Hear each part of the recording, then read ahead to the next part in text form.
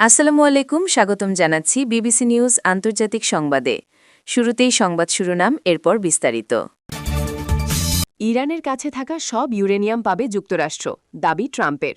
Hormuz খুলে দিলেও ইরানের ওপর বন্দর অবরোধ থাকছে, ট্রাম্প। 10 দিন হরমুজ প্রণালী সম্পূর্ণ উন্মুক্ত থাকবে, ইরানের পররাষ্ট্রমন্ত্রী।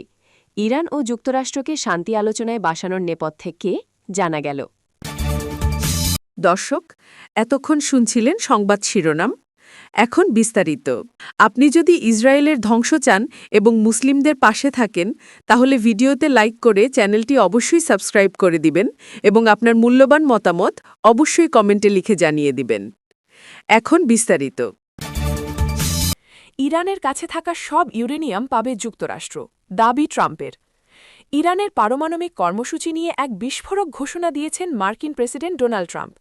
নিজের সোশ্যাল মিডিয়া হ্যান্ডেলে দেওয়া এক পোস্টে তিনি জানান, ইরান তাদের কাছে থাকা সমস্ত সমৃদ্ধ ইউরেনিয়াম যুক্তরাষ্ট্রের হাতে তুলে দিতে রাজি হয়েছে। ট্রাম্প এই সমৃদ্ধ ইউরেনিয়ামকে পারমাণবিক ধুলো হিসেবে অভিহিত করেছেন। এই চুক্তির শর্তাবলী স্পষ্ট করে ট্রাম্প উল্লেখ করেন যে ইউরেনিয়াম হস্তান্তরের বিনিময়ে ইরানকে কোনোভাবেই কোনো অর্থ নেওয়া হবে না, অর্থাৎ কোনো ধরনের আর্থিক লেনদেন ছাড়াই এই বিশাল পরিমাণ তেজস্ক্রিয় পদার্থ ওয়াশিংটনের নিয়ন্ত্রণে আসবে।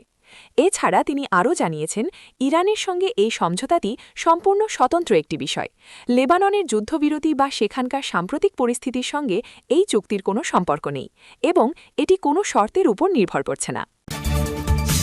হরমুজ খুলে দিলেও ইরানের ওপর বন্দর অবরোধ থাকছে, ট্রাম্প।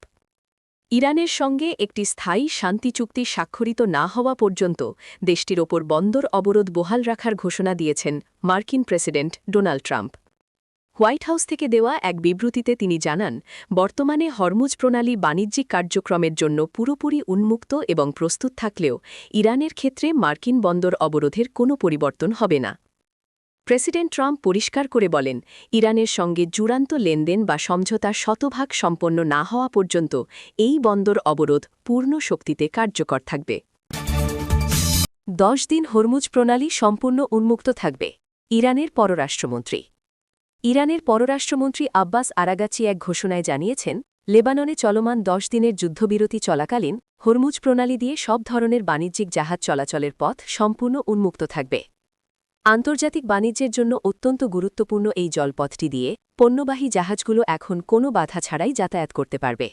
আরাগাছি নিশ্চিত করেছেন যে সাময়িক এই যুদ্ধবিরতির সময়কালে নৌ চলাচলের নিরাপত্তা ও অবাধ প্রবাহ বজায় রাখতে ইরান প্রতিশ্রুতিবদ্ধ। এই সিদ্ধান্তটি বৈশ্বিক জ্বালানি বাজার এবং সমুদ্রপথে পণ্য পরিবহনের ক্ষেত্রে বড় ধরনের স্বস্তি বয়ে আনবে বলে ধারণা করা হচ্ছে। ইরান ও যুক্তরাষ্ট্রকে শান্তি আলোচনায় বসানোর নেপথ্যে কে?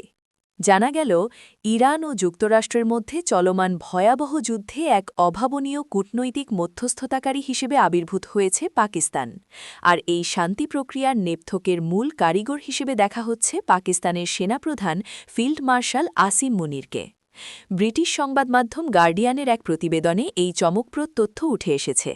প্রতিবেদনে জানানো হয়েছে, ফিল্ড মার্শাল মুনির সেই বিরল ব্যক্তিত্বদের একজন, যিনি সরাসরি যুক্তরাষ্ট্র ও ইরান উভয় পক্ষের শীর্ষ নেতৃত্বের সঙ্গে টেলিফোনে কথা বলতে সক্ষম হয়েছেন।